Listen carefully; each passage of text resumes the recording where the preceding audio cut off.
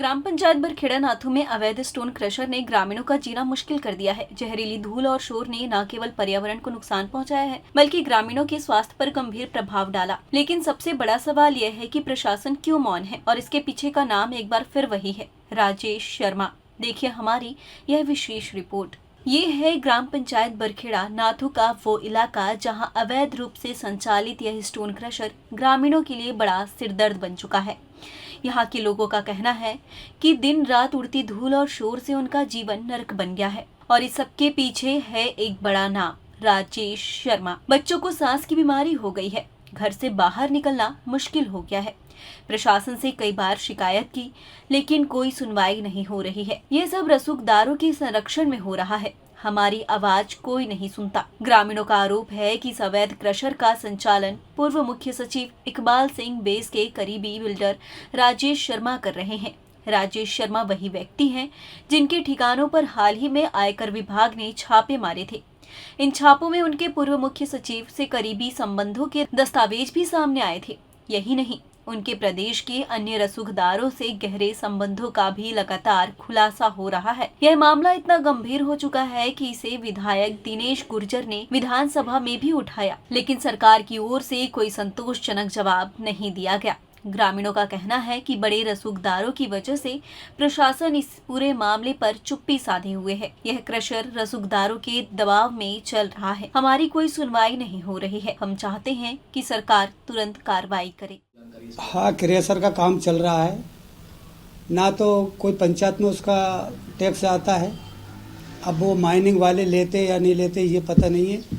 बाकी हानि तो इतनी है कि धूल उड़ती है, रोड खराब हो गया। अब भी रोड बनाया था, शेड्यूल रोड मैंने, उसमें पूरे पुनः पूछे गड्ढे और तोड़ दिए। जब भी बोलते हैं तो हाँ देखते देखते आज तक उनने किसी प्रकार का उस पर एक्शन नहीं लिया, ना सरकार ने लिया। अब माइनिंग क्या पैसा लेती, उनसे लीज का क्या नहीं जमा करवाती ये पता नहीं। मैं गया टैक्स के लिए तो कहले हमने खनिज को पहले ही एडवांस दे चुके, तो मैं वापसी आ गया। उस दिन से मैंने उनसे बात भी नहीं करा, कुछ भी नहीं। अब वो एक तो धूल पानी डालना चाहिए उनको, सबसे पहले क्रशर चलाते हैं तो उसका पानी का नियम है। धूल, कॉलेज है, स्कूल है, आबादी भी है, किसानों की ज़मीन भी आसपास लगी हुई है।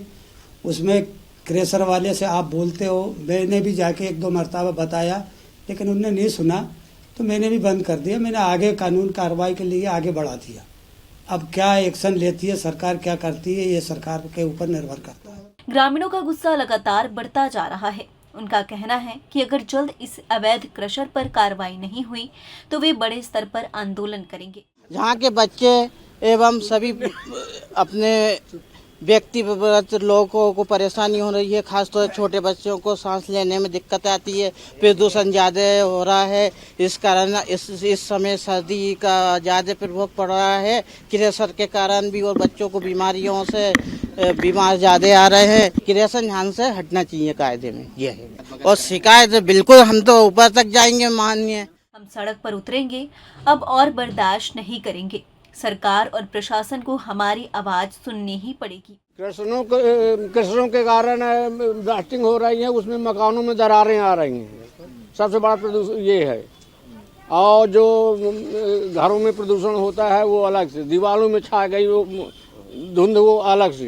अरे रात दिन बराबर चलती, 24 घंटे चलती हैं। फसलें नष्ट हो रही हैं। हाँ, सांस की बीमारी, अरे दमा की हो रही है, और सांस फूला ठीक है, सर्दी जुकाम सब बहुत परेशानी है। तो शुरू से ही जी परेशानी तो हमेशा रही है, क्योंकि हैवी ब्लास्टिंग होती है जो सरकार की तरफ से रोक है, फिर भी ब्लास्टिंग हो रही है।